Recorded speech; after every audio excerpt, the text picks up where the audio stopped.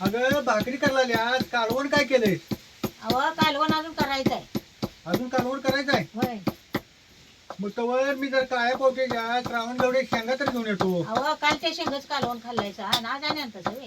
अगं या श्रावण महिन्यात त्या ब्याच कालवण चांगलं लागतंय ग. जरा शेंगा घेऊन येतो तोवर भाकरी कर.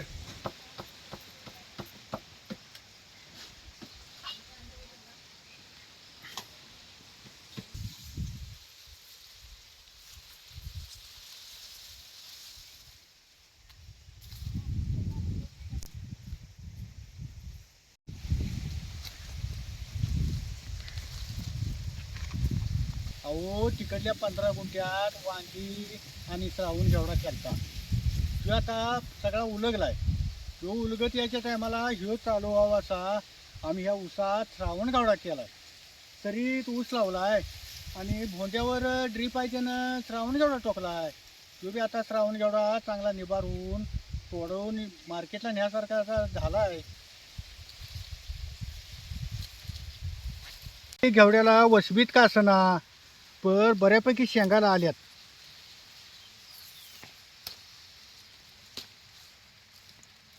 आणि ड्रीप आहे त्यानं उसाला बी ड्रीप खाली घ्यायला येतंय आणि वर घेवड्याला बी घ्यायला येतंय आणि उसाला पाट पाण्यानं पाणी द्यायला येतंय. पाट पाण्यावरच ही लावण करून घेतल्या. आणि दुय्यम पीक म्हणून आम्ही हे घेवड्याचं पीक या भोंड्यावर घातलंय बघा ही ड्रीपवर. आणि सुरुवातीपासनं ब्यापासनं उसाचा सगळा खर्च ही श्रावण घेवडा काढतोय म्हणून ह्या दुय्यम पीक केले बघा ही.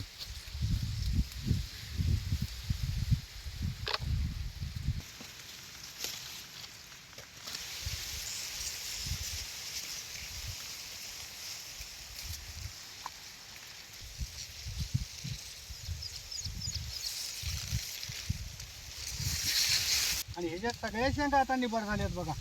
तोडून मार्केटला इकायसारख्या झाल्यात.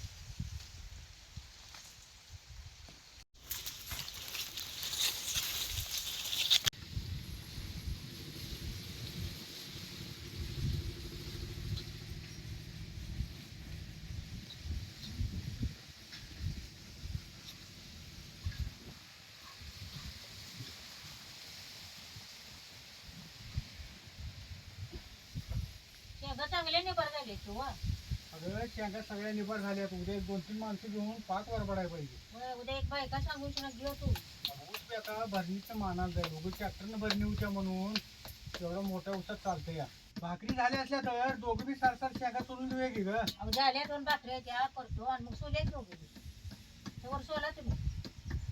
मी शेंगा सोडतो तोवर आवर लवकर. तिथली ताट एक दे बी ठेवायला.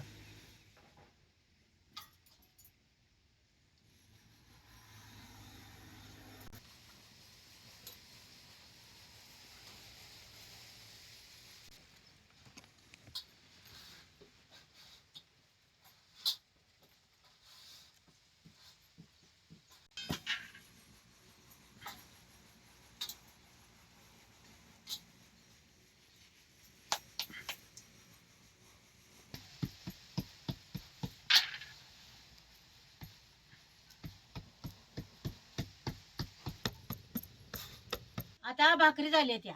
ह्याच तव्यात भाकरी संग खायला जरा मिरच्या भाजून घेतो.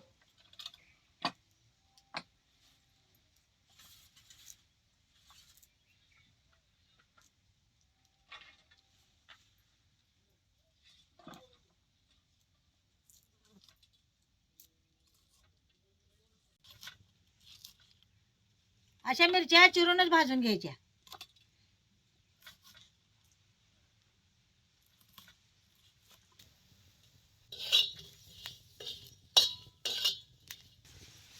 आता मिरची जरा तेल घालायचं म्हणजे मिरच्या लवकर भाजतात. अशा भाकरी संग मिरच्या जरा तोंडी लावाय असल्या की एखादी भाकरी जास्त असते. मग काय मिरच्या भाजल्यात काढून घेतो. अशा गरम गरम मिरच्या त्या तोवरच मीठ टाकायचं म्हणजे मिरचीला मीठ चांगलं लागतंय. पातेलं ठेवतो.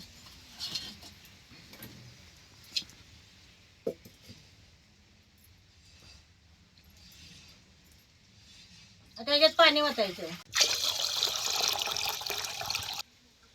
आता याला झाकून ठेवायचं म्हणजे लवकर उकळी येते पाण्याला. अगं तू झाला असलं तर जरा शेंगा सोडला की ग. आलो की वर जरा पाण्याला उकळी आला पातेल्यात पाणी ठेवले म्हणजे जर पावटं घातलं मी लवकर शिजते व अगं भुका लागल्यात आता, आवर लवकर. झाले की आता सोलून शिजत घालतो. कुठं तरी एखादी शेंग अर्धी कच्ची आहे, त्यानं बी एखादा पांढरा निघतोय बघ. अहो कुठं शेंड्याला एखादी हिरवी शेंग असली का नाही की जरा पांढरी बी निघते तीच. अजून ती निभार झालेली नसत्या. ह्या श्रावण घेवडे शेंगा वर्षातनं एकदाच येतात बघा. आणि ह्या श्रावण महिन्यातच हे चालू झालं की ह्याला चव चांगली लागते. हिरवी बी टोकलं तरी येतंय, पण त्याला शेंगा बी तेवढ्या लागत नाहीत आणि ते चवीला बी तेवढं चांगलं लागत नाही. इतर माळवं 12 महिने येतंय, तसं ही तेवढं काही येत नाही आणि याला एकच भार आहे. म्हणूनच हे आता श्रावण जेवढे शेंगा आल्यात का नाही, म्हणून आम्ही एक दिवस आड या शेंगाच कालवण करतोय. जसा सरावण गवडा चालू झालाय तसं एक आड आमच्यात ही कालवण आहेच बघा. सरावण महिन्यात सरावण गवड्याच कालवण चांगलंच लागते हो. बाकी एवढं सोडलेलं पावटी बाद झालं ते पाण्याला आदाना लेजर घालतो शिजत व मग घालते ही फुलं बी तिकडे ठेवतो आता. ती फुलं गोळा करून शर्टात न्यायला येते की घरला. म्हणजे आता नेऊया की हं. घे पावटा आता तिकडं. बाद झालं एवढं. आता या पाण्याला उकळी आल्या का बघूया. त्या पाण्याला कशी खळखळून उकळी आल्या बघा. अशी खळखळून उकळी आली का नाही पाण्याला मग त्याच्यात पावटी शिजत घालायची.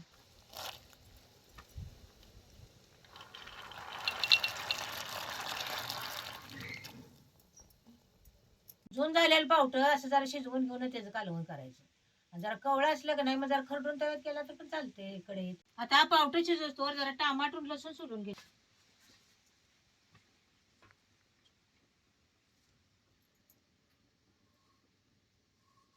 टमाटर बी असं बारीक चिरून घ्यायचं.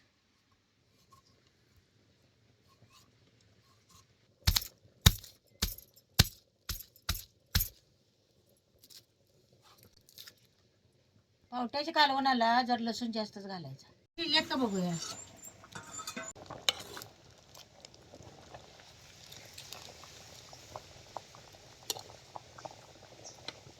आता हे पुरणासारखं असं पावटं शिजलं बघा काही.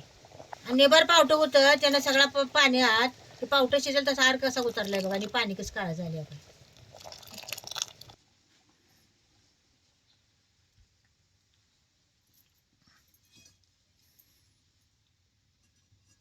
आता या खलबत्यात फोडणीला जरा लसूण दुखून घेतो. लसूण बारीक करायचं नाही जरा साधारण असं दुखून घ्यायचं. आता हे शिजलेलं पावटं या ताटात काढून घेतो.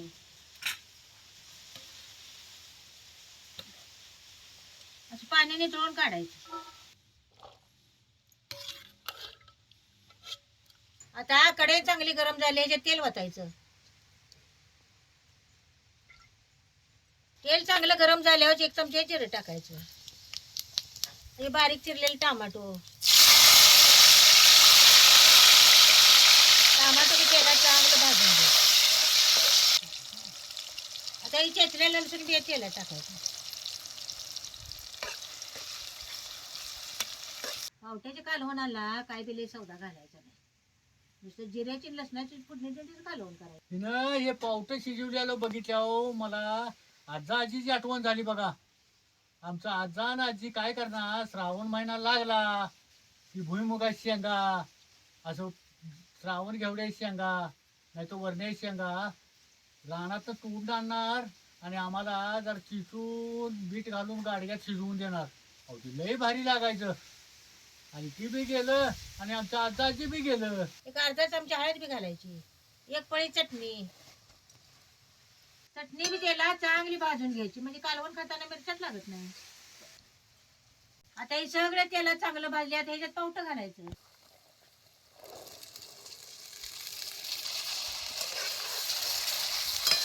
हे पावटे बी त्याला चांगलं खालवर करून घ्यायचं. आता हे पावटे बी त्याला चांगलं खालवर करून घेतल्या. आता हे पावट्यातलं पाणी यात वतायचं.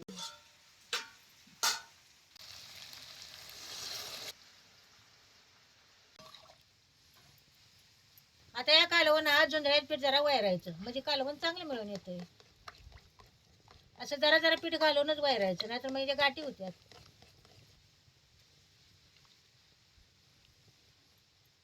आणि आता जरा वरण मीठ बी घालायचं. थोडी कोथिंबीर बी घालायची. आता या पावट्याच्या कालवणाला चांगली खापान उकळी आल्या बघा. आता ही पावट्याच कालवण खायला तयारच झालं.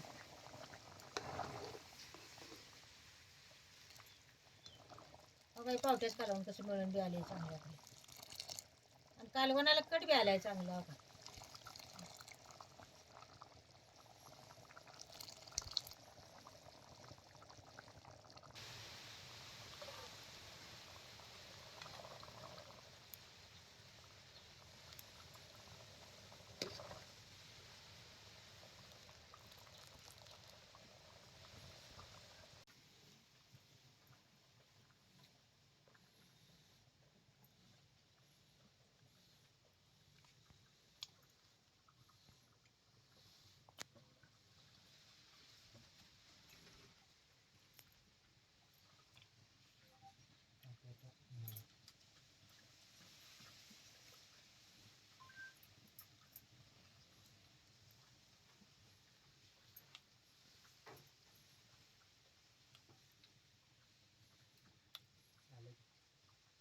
जसं हे पावट्याचं कालवण चालू झालंय तसं आम्हाला काय दुसऱ्या कालवणाचं काय बरंच वाटना बघा. अव सरांग एवढ्याच कालवण ताजे ताजे शेंगा आणल्या चुलीवर केलं की चांगलंच होते हो. हे एक नंबर कालवण झाले बघ.